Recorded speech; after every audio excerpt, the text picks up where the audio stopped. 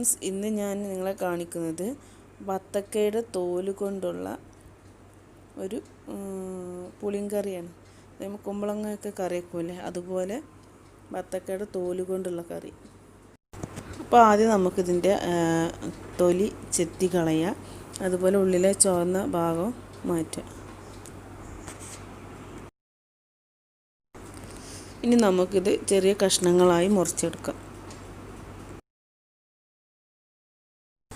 അപ്പോൾ ഞാൻ നമ്മുടെ കറിക്ക് ആവശ്യമായ തൊലി മുറിച്ചെടുത്തിട്ടുണ്ട്.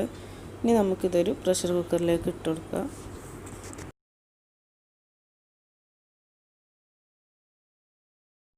അതിനുശേഷം നമുക്കിതിലേക്ക് എരിവിനാവശ്യമായ പച്ചമുളക് ഇട്ട് കൊടുക്കുക. പിന്നെ ഒരു 1/2 ടീസ്പൂൺ മഞ്ഞൾപ്പൊടിയും ചേർത്ത് കൊടുക്കുക. പാകത്തിന് ഉപ്പും ചേർത്ത് ഒരു 1/2 കപ്പോളം വെള്ളം ചേർത്ത് കുക്കർ അടച്ച് വെച്ച് നമുക്ക് 2 വിസിലടിക്കുന്നത് വരെ വെയിറ്റ് ചെയ്യാം. ഈ സമയം നമുക്ക് ഇതിലേക്ക് വേണ്ട അരപ്പ് തയ്യാറാക്കാം. അതിന് ഞാൻ മീഡിയം വലുപ്പത്തിലുള്ള ഒരു തേങ്ങ ചിരകിയെടുത്തത്, പിന്നെ അതിലേക്ക് 1/2 ടീസ്പൂൺ നല്ല ജീരകം, 2-3 ചെറിയ ഉള്ളി, പിന്നെ പുളി. ഞാൻ ഈ തേങ്ങ അരക്കുന്നതിലേക്ക് പുളി പിഴിഞ്ഞൊഴിച്ച് കൊടുക്കണം.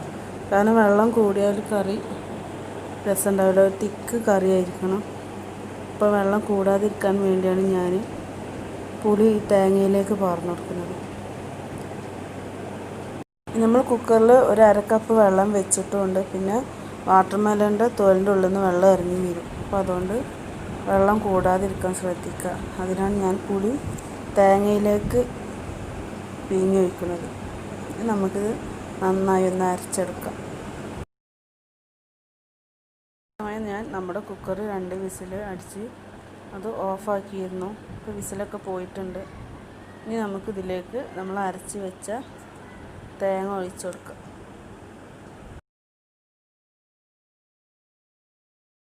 ഇത് ഞാൻ തേങ്ങ അരച്ചതിന് ശേഷം മിക്സിയിൽ നിന്ന് മാറ്റുമ്പോൾ ലാസ്റ്റ് മിക്സി ഒന്ന് കഴുകിയ വെള്ളം ഇതിലേക്ക് ചേർത്തിട്ടുണ്ട്. അപ്പോൾ ഇനി നമുക്കിതിലേക്ക് വെള്ളം ചേർത്ത് കൊടുക്കേണ്ട ആവശ്യമില്ല. ഇനി നമ്മളിതിൽ ഉപ്പ് പാകത്തിനുണ്ടോ എന്ന് നോക്കിയതിന് ശേഷം ഉപ്പിട്ട് കൊടുക്കുക. പിന്നെ ഇത് തിളച്ച് വരുമ്പോൾ ഒന്ന് തിളച്ചാൽ അത് ഓഫാക്കണം. മീൻകറിയൊക്കെ തിളപ്പിക്കണ മാതിരി കൂടുതൽ നേരം തിളപ്പിക്കാൻ പാടില്ല. ഇത് കൂടുതൽ തിളച്ചാൽ ഇത് വെള്ളം വേറെയും തേങ്ങ വേറെ ആയിട്ട് ഒന്ന് പിരിഞ്ഞ് വരും. നമ്മൾ എന്ത് പച്ചക്കറിയും തേങ്ങ അരച്ച് വെക്കുമ്പോൾ അങ്ങനെയാണല്ലോ. അപ്പോൾ അതൊന്ന് അറിയാത്തവർക്ക് വേണ്ടി പറയണേ, അവരതൊന്ന് ശ്രദ്ധിക്കുക. അതായത് ഈ കുക്കിംഗ് തുടങ്ങുന്നവരും ആദ്യമായിട്ട് ഉണ്ടാക്കുന്ന അങ്ങനത്തെവർക്ക് വേണ്ടിയിട്ടാണ് ഞാനിത് പറഞ്ഞത്. ഇപ്പോൾ നമ്മുടെ കറി റെഡി ആയിട്ടുണ്ട്. ഇനി നമുക്ക് തീ ഓഫ് ചെയ്ത് കൊടുക്കാം.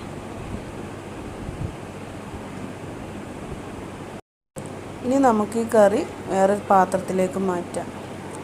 പൊതുവെ നമ്മൾ പുളിയുള്ള കറികൾ കൂടുതലും അലുമിനിയം പാത്രത്തിൽ വെക്കാൻ പാടില്ല എന്നാണ്. അത് ഒന്നുകിൽ മൺചട്ടിയിലേക്കോ ഇതുപോലുള്ള പാത്രങ്ങളിലേക്കോ മാറ്റുക. ഇതിപ്പോൾ ഞാൻ കുക്കറിൽ വെക്കാൻ കാരണം പെട്ടെന്നാവാനും പിന്നെ ഇത് കുറച്ചൊരു വേവുണ്ട്. മൂത്ത ബത്തക്ക ആയതുകൊണ്ട് തൊലി വേവാൻ കുറച്ച് ടൈം എടുക്കും. അതുകൊണ്ടാണ് ഞാൻ കുക്കറിൽ വെച്ചത്. ഇനി നമുക്ക് ഒരു ചട്ടി ചൂടായി അതിലേക്ക് കുറച്ച് വെളിച്ചെണ്ണ ഒഴിച്ച് കൊടുക്കുക. വെളിച്ചെണ്ണ ചൂടായി വരുമ്പോൾ അതിലേക്ക് കുറച്ച് കടുകിടുക, കുറച്ച് വറ്റൽമുളക് ഇട്ട് കൊടുക്കുക, കുറച്ച് കറിവേപ്പിൻ്റെ ഇല. ഇതൊക്കെ ഒന്ന് പൊട്ടി വരുമ്പോൾ നമുക്ക് നമ്മുടെ കറിയിലേക്ക് ഒഴിച്ച് കൊടുക്കാം. ഞാൻ കറിവേപ്പിൻ്റെ ഇല ഇല്ലാത്തതുകൊണ്ട് കറിവേപ്പിൻ്റെ ഇല ചേർത്തിട്ടില്ല. ഉള്ളവരത് ചേർത്ത് കൊടുക്കുക. അപ്പോൾ ഇത്രയേ ഉള്ളൂ നമ്മുടെ കറി ഇവിടെ റെഡി ആയിട്ടുണ്ട്. അപ്പോൾ എല്ലാവരും ഇതൊന്ന് ട്രൈ ചെയ്ത് നോക്കുക. ബത്തക്കൻ്റെ തോലാണെന്ന് അറിയില്ല. കുമ്പളങ്ങ കറി വെച്ച അതേ ടേസ്റ്റാണ് എനിക്ക് തോന്നിയത്. അപ്പോൾ എല്ലാവരും ഇതൊന്ന് ട്രൈ ചെയ്ത് നോക്കുക. അതായത് നമ്മൾ ഒഴിവാക്കുന്ന സാധനമല്ല ബത്തക്കൻ്റെ തോട്. അപ്പോൾ ഇതുപോലെ ഒന്ന് ട്രൈ ചെയ്ത് നോക്കുക. അപ്പോൾ ഇൻഷാ അല്ലാഹ് ഇതുപോലുള്ള പുതിയ റെസിപ്പീസുമായിട്ട് ഞാൻ ഇനിയും വരും. പിന്നെ എൻ്റെ വീഡിയോ ആദ്യമായിട്ട് കാണുന്നവരാണെങ്കിൽ ഒന്ന് സബ്സ്ക്രൈബ് ചെയ്യുക.